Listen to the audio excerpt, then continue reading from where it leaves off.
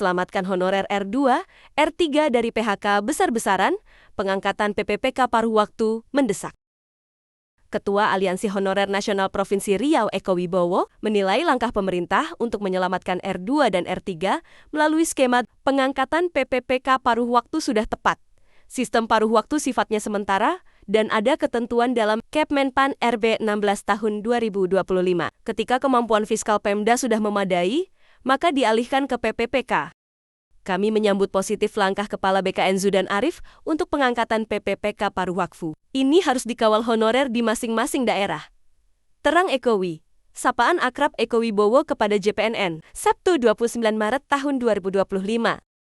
Dia menambahkan pengangkatan PPPK paruh waktu ini sangat mendesak, lantaran honorer R2 R3 sudah ada yang dirumahkan.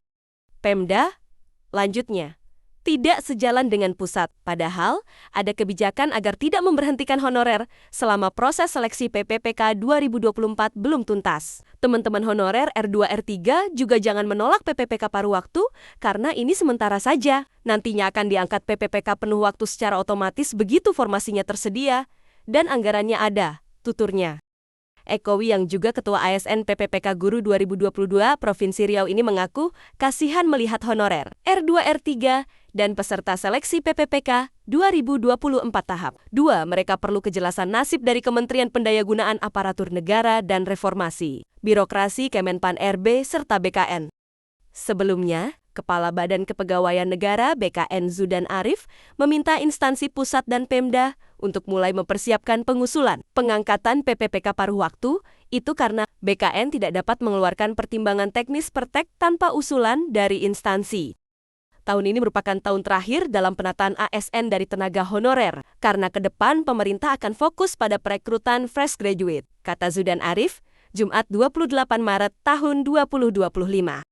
Dia mengimbau seluruh instansi pemerintah pusat maupun daerah tetap menganggarkan gaji honorer. Jangan sampai honorer yang sedang mengikuti proses seleksi hingga diangkat menjadi ASN sesuai dengan surat Menpan RB nomor B 5993 M.SM.01.0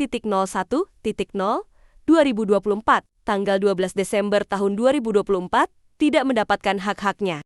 Zudan juga menekankan agar pejabat pembina kepegawaian PPK, instansi pusat dan daerah, tidak memberhentikan honorer dalam masa tunggu pengangkatan PPPK. Kami berharap agar tidak ada yang dirugikan dari proses penyesuaian pengangkatan CASN 2024 ini. Pesannya, Zudan menekankan bahwa proses pengangkatan CASN harus terus berjalan hingga SK pengangkatan diterbitkan.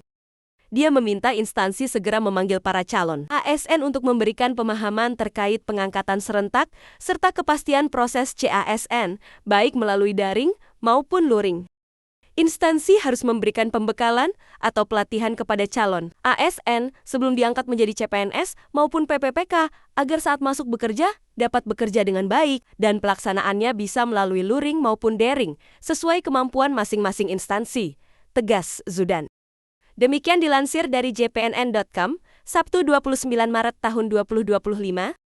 Sementara dilansir dari sumber yang sama, Jumat 28 Maret tahun 2025, diberitakan, Kepala BKN minta Pemda siapkan usulan pengangkatan PPPK paruh waktu secepatnya.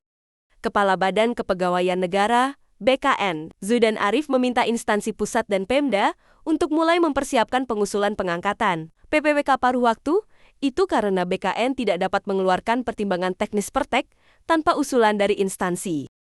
Tahun ini merupakan tahun terakhir dalam penataan ASN dari tenaga honorer, karena ke depan pemerintah akan fokus pada perekrutan fresh graduate, kata Zudan Arif, Jumat 28 Maret tahun 2025.